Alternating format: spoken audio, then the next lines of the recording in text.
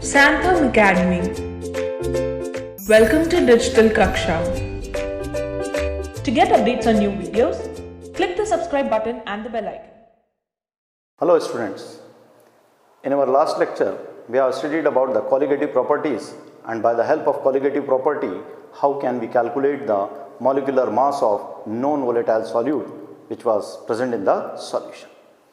But there we have discussed that when we add a solute in a non-volatile solute in a solution, then it should not get dissociated, neither it should get associated. The reason is that as we know that colligative properties are related with the number of solute particles present in the solution. Now if we add a solute in it which get dissociated. Now when the solute get dissociated, the number of particles present in the solution maybe increases, and due to that the value of observed colligative property value will get changed.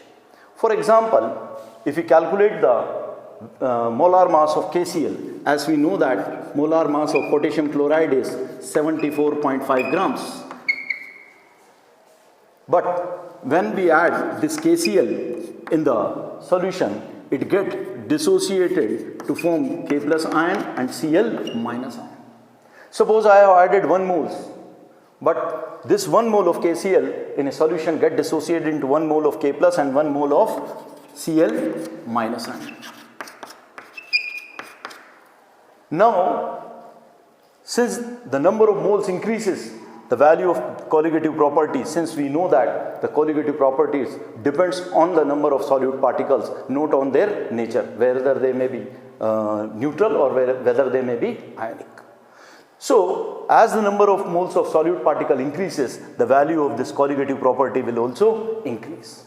And as we have observed from the formula that the colligative properties are inversely proportional to the molar mass, inversely proportional to the molar mass of the solute present in the solution. If the value of colligative property increases, then the molar mass of solute, which we are going to calculate by the help of this colligative property, will decrease, because they are inversely proportional. So when we calculate the molar mass of this KCl with the help of any one of this colligative property, we found that the molar mass of, since the number of moles get doubles, the value of colligative property also get doubles, and the molar mass will become half. So the observed molar mass, the actual molar mass is 74.5 grams, but the observed molar mass is near about, that is 34.25 grams. Now exactly this 34.25 grams we are considering when the 100% this KCl get dissociated. Now it depends upon whether the total KCl molecules get dissociated, or after dissociation some of the ions may get associated back. Similarly, when we talk, it's about the dissociation. But when there are certain solute particles, when get dissolved in a non-aqueous solution, then they might get associated. And if they get associated, then what will happen? Again, we know that the colligative properties depends upon the number of solute particles. When they get associated, the number of solute particle will decrease. So number of solute particle decrease, then the value of colligative property will also decrease. And if the value of colligative property will decrease, the observed molar mass which we are calculating by the help of the colligative property will increase from the normal one.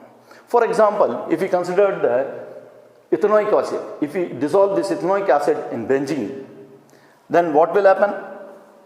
The ethanoic acid, when get dissolved in benzene, suppose I added n moles, and these two benzene molecules there get associated to form a single molecule. I have added 2 moles, but after association they become 1 mole. How they become 1 mole? Or by the formation of hydrogen bond between the molecules. Here I am just writing CH3, C double bond O and OH, and another one I am writing here OH, C double bond O, CH3, and hydrogen bond will get formed. Once the hydrogen bond get formed, now it means that now 2 molecules get combined to form 1 molecule. When two molecules get combined to form one molecule, it is known as dimer. Three molecules, trimer, and so on. So, as the number of particles decreases, the value of colligative property will also decrease, and since it become half from 2 to 1, so the molar mass will get double. The actual or the normal molar mass of ethanoic acid is 60, but if we calculate by the help of the colligative property, experimentally if we calculate, then it was found to be the 120 grams. Now such masses means for the solute particles or the electrolytes which get dissociated or which get associated, if we calculate the molar mass by the help of colligative property, we obtain abnormal molar mass. Now to overcome the problem of this abnormal molar mass, if we calculate the molar mass of such electrolytes which get dissociated or associated, in 1880 a scientist Van't has introduced a factor I which is known as Van't factor. It tells us about the extent of association or dissociation which takes place when an electrolyte being added in the solution. Basically, it is defined as the ratio of observed colligative property to that of normal colligative property. Normal colligative property. What does it mean? Actually, it tells us of observed colligative property. It means that where the solute get dissociated or solute get associated. So, observed colligative properties, since we know that properties depends upon the number of particles, so we can write down it is the ratio of number of particles after association or dissociation to that of number of particles before association or dissociation. Or we can also find it as, since we know that colligative properties are inversely proportional to the molar mass, so we can write down the normal molar mass to that of observed molar mass. Observed molar mass means the molar mass which we have calculated by the help of colligative properties. So, by introducing this Van't factor, now remember one thing, for a normal solution where the number of particles after dissociation or association and the number of particles before association or dissociation remains same, it means that where neither dissociation nor association takes place. Now by introducing the Van't factor I in a formula by which we calculate the molar mass by the help of relative lowering of by the help of colligative properties, we can calculate the normal molar mass.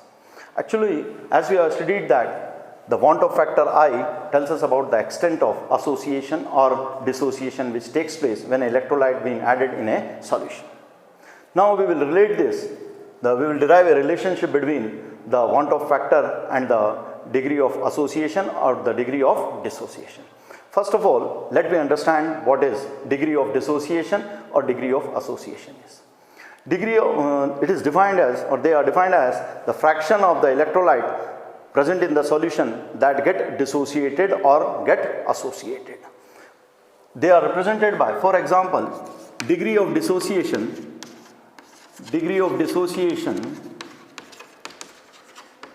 is equal to the number of particles after dissociation divided by number of particles before dissociation. Similarly, and they are represented by alpha. Similarly, when we talk about degree of association, it is the ratio of, it is also represented by alpha, it is the ratio of number of particles after association to that of number of particles before association.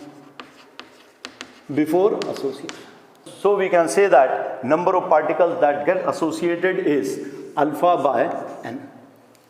Now the number of particles, the number of electrolyte particles that remain unassociated, which remain now unassociated, equal to 1 minus alpha, because we have considered that 1 mole of particle A is present. So the total number of particles now equal to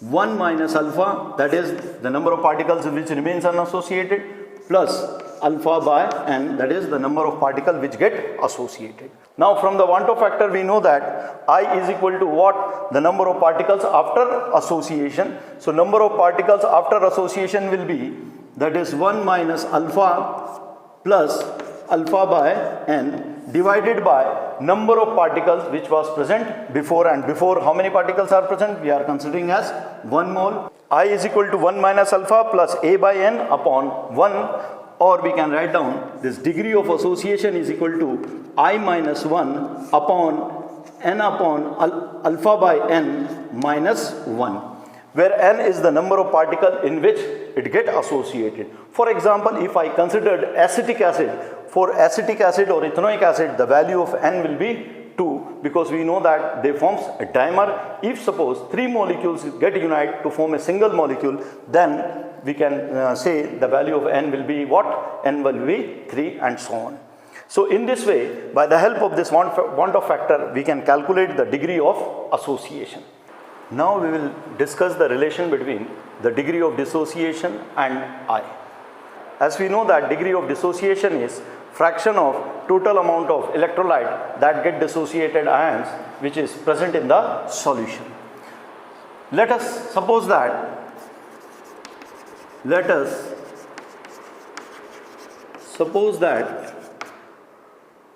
one molecule of electrolyte get dissociated in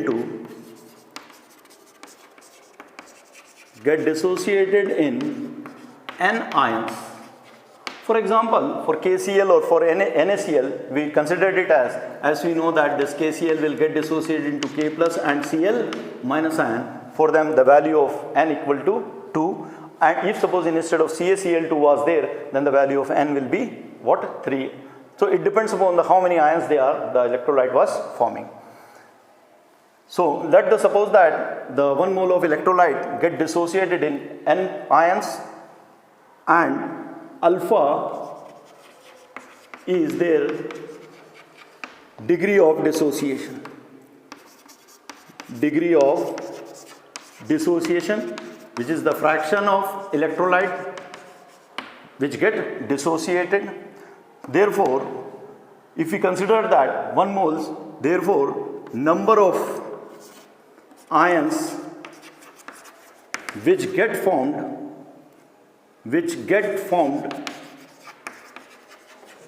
equal to alpha, n alpha, which get formed equal to n alpha, and the number of electrolyte which remain undissociated equal to 1 minus alpha, since we are considering that 1 molecule or 1 mole of molecules we are considering. Therefore, the number of particles, that is undissociated electrolyte and dissociated ions or the ions, so number of particles in solution equal to 1 minus alpha plus n alpha. Now from Van't Hoff factor we know that it is equal to, or it is the ratio of number of particles after dissociation, that is 1 minus alpha plus n alpha divided by number of particles which are present, so which we have considered as 1. So from here we can calculate the degree of dissociation, that is equal to I minus 1 upon n minus 1, where n equal to number of particles or number of ions in which a electrolyte was dissociated. As I have already explained, for NaCl it will be 2, for calcium chloride it will be 3, and so on. It depends upon a single molecule is get dissociating into how many. Now by the help of this want of factor, in this way, by using the formula, we can easily calculate its extent of dissociation as well as its extent of association. Hope that you have understood the topic. Thank you. Thanks for watching. If you like this video, make sure to like, share and subscribe for more.